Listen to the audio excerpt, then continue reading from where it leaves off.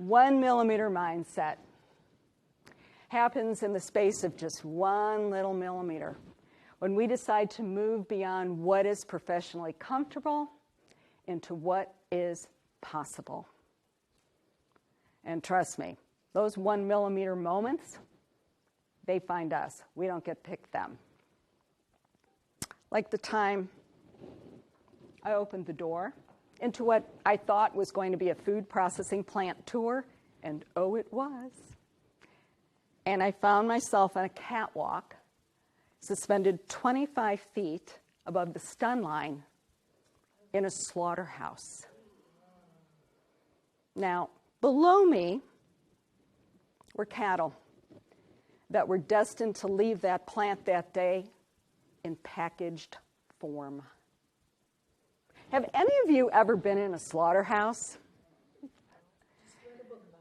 Let's just say it's a spectacle. So I looked behind me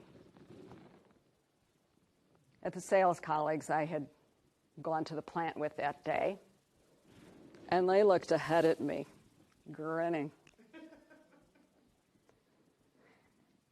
And then I looked down on the factory floor, and those slaughterhouse workers were standing there with their bloody boots, their bloody uniforms, and their hard hats.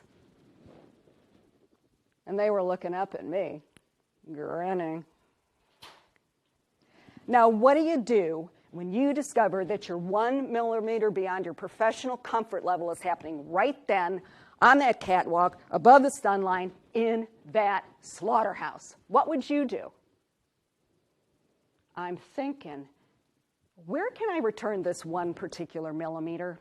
I want to redo. I don't want this one. And then I thought, these guys want to intimidate me. They want to embarrass and humiliate me. Wouldn't that be what you would be thinking initially? And then I thought, oh, bless their hearts. They want to turn me into a vegetarian. So I took a step forward and started following the cattle down the stun line. Excuse me, sir. Yes, you. How long have you worked at the slaughterhouse? Oh, and that's your brother? Oh, hi. Your uncle? Your family works here. Happy to meet you. Sir? Yes, you. Yes, sir. Excuse me, how many head of cattle do you process every day? Excuse me? Wow. Gentlemen, help me understand. What's that piece of equipment used for? And that machinery? The guy started nodding on the plant floor and smiling. Come on down here, honey. We're going to show you what we do in the slaughterhouse every day. And as we walked and talked through the entire slaughterhouse, trust me, I found out that each one of those slaughterhouse workers had been initiated the same way their first day in the slaughterhouse. Not only that, they just wanted to see what I had in me, what I brought to their table.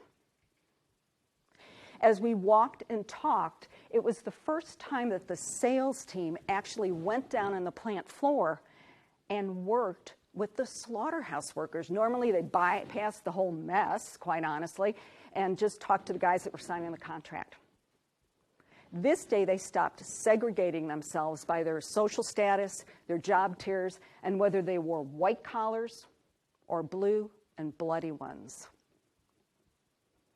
That day, because they collaborated, process improvements resulted, which ended up being incredibly profitable for that slaughterhouse.